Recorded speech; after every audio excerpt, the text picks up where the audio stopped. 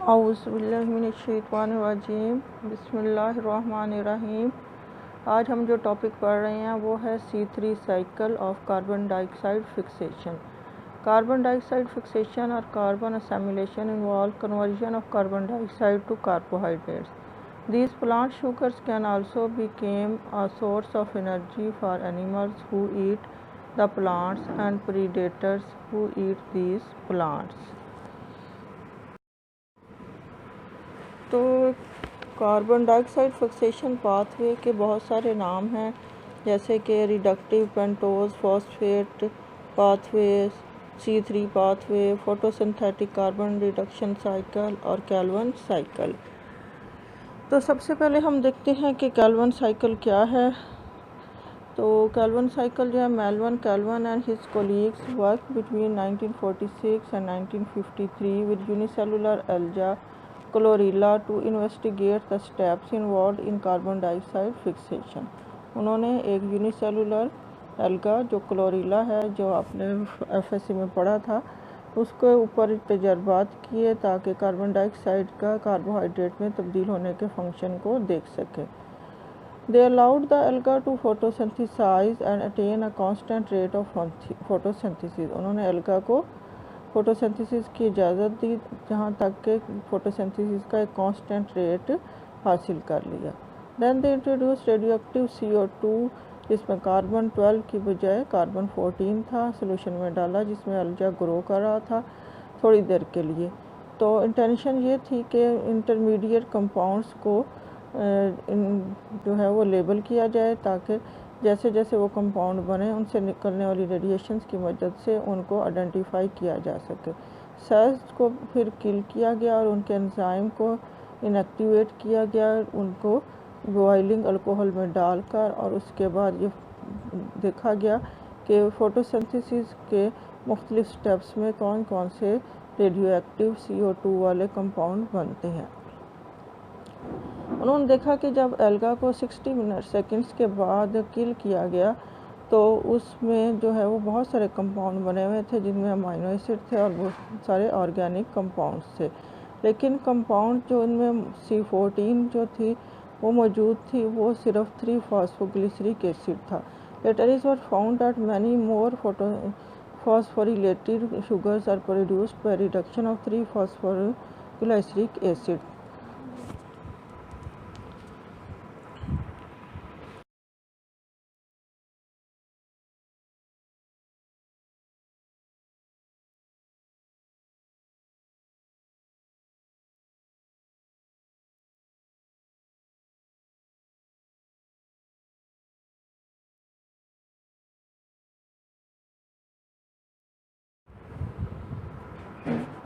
कैल्वन cycle के 3 steps हैं, carbon fixation, carbon reduction और आगे है रीजनरेशन।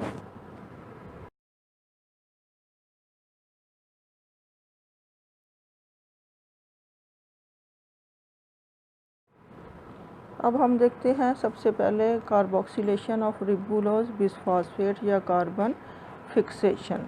कार्बन डाइऑक्साइड जो है वो कैल्वन साइकिल में एंटर होती है by reacting with ribulose one five bisphosphate to form 2 molecules of three phosphoglycerate.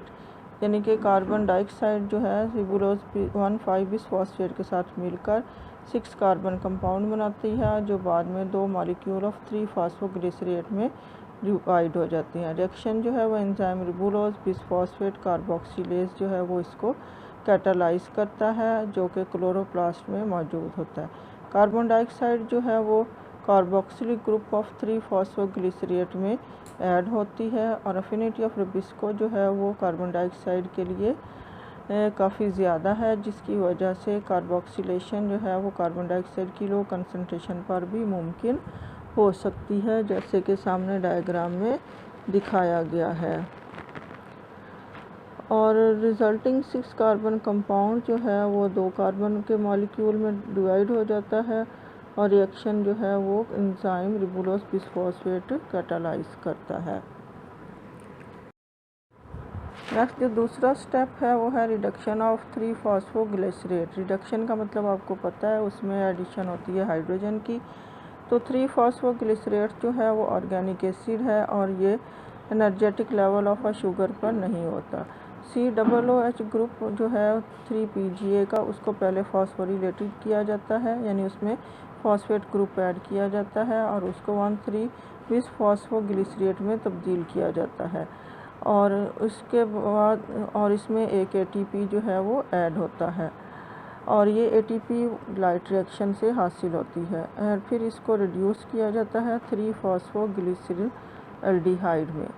3-फॉस्फोग्लिसरल्डिहाइड 3-फॉस्फेट जो है वो एक ट्राइओस फॉस्फेट शुगर है और इसके लिए हम एक हाइड्रोजन मॉलिक्यूल लेते हैं NADPH2 से, जो कि लाइट रिएक्शन से हमें मिलता है। ये स्टेप भी कैटालाइज किया जाता है एंजाइम से, जिनके नाम हैं फॉस्फोग्लिसरेट काइनेज एंड NADP3-फॉस्फोग्लिसरल्डिहाइड डिहाइड्रोजिनेज, जो कि क्लोरोप्लास्ट में मौजूद होते हैं।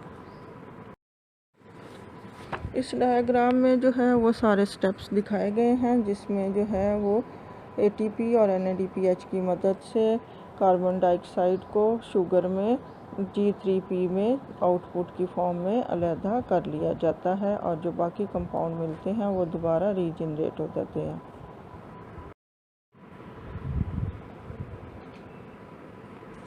लास्ट स्टेप जो है वो है regeneration of the ribulose one five bisphosphate. Continued fixation of carbon dioxide जो है उसके लिए continuous regeneration of carbon dioxide acceptor चाहिए होती है। रिबुलोज बिसफॉस्फेट जो है वो कम्प्लेक्स सीरीज़ ऑफ रिएक्शंस के बाद दोबारा रिलीज़ हो जाता है और उसमें बहुत सारे स्टेप्स इन्वॉल्व होते हैं, जैसे 3, 4, 5, 6 एंड 7 कार्बन शुगर कंपाउंड बनते हैं और उसमें से 3 मॉलिक्यूल्स ऑफ रिबुलोज बिसफॉस्फेट जो हैं वो फॉर्म होते हैं, reshuffling the carbon from 5 molecule of three phosphoglyceraldehyde. तो पहले स्टेप पे क्या होता है कि 1 मॉलिक्यूल ऑफ 3PG एल्डिहाइड जो है वो कन्वर्ट होता है 3-फॉस्फोडाइहाइड्रोक्सी एसीटोन फॉस्फेट में। उसके बाद दूसरे स्टेप में three phosphodihydroxy acetone undergoes aldol condensation with the molecule of three phosphoglyceraldehyde to give fructose one six bisphosphate. This product जो है ये हाइड्रोलाइज होता है टू फ्रुक्टोज 6-फॉस्फेट, यानी उसमें से एक फॉस्फेट निकाल दिया जाता है।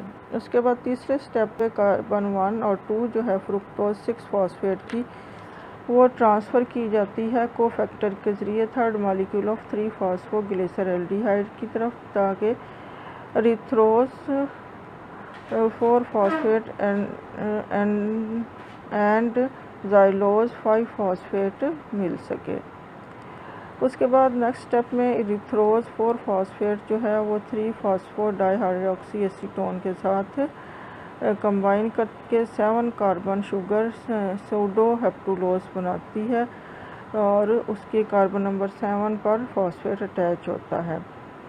सूडो हेप्टुलोज डोनेट करती है 2 carbon to the 5th carbon of three phosphoglyceraldehyde and produce ribulose five phosphate के 2 molecule and xylulose five phosphate as product. 2 molecule of xylulose five phosphate are epimerized to give ribulose five phosphate और उसके बाद 3rd मॉलिक्यूल ऑफ राइबुलोज 5-फॉस्फेट जो है वो isomerisation of ribulose 5-फॉस्फेट से बनता है। फाइनली रिबुलोज 5-फॉस्फेट जो है वो फॉस्फोरिलेटेड की जाती है ATP से to regenerate the carbon dioxide acceptor ribulose one five bisphosphate. Last step पे हम देखते हैं कि प्रोडक्ट सिंथेसिस कैसे होती है। Outcome of Calvin cycle is the generation of 1 molecule of triose phosphate from 3 molecules of carbon dioxide during every 3 turns of the cycle. यानी cycle जब 3 दफ़ा चलता है तो एक मॉलिक्यूल ट्राईफॉस्फेट का बनता है और उसमें 3 कार्बन डाइऑक्साइड यूज़ होती हैं। द एक्सेस ट्राइओस फॉस्फेट जो है वो यूज़ होता है स्टार्च सिंथेसिस के लिए विद इन द क्लोरोप्लास्ट और sucrose synthesis in the cytosol. In addition fatty acid, amino acid और ऑर्गेनिक एसिड जो हैं वो भी बनते हैं कार्बन डाइऑक्साइड की फिक्सेशन के साथ साथ। दिस प्रोडक्ट्स जो हैं ये सिंथेसाइज किए जाते हैं different condition of light intensity, carbon dioxide and oxygen concentration.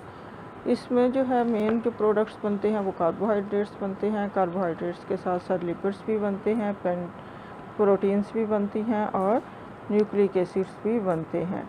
तो पेज नंबर 105 जो आपकी बुक का है उस तक आपका ये क्वेश्चन जो है वो कंप्लीट होता है। और इसके साथ साथ आपने पेज नंबर 102 पर जो साइकिल बना हुआ है उसको भी अच्छी तरह से याद कर लेना है।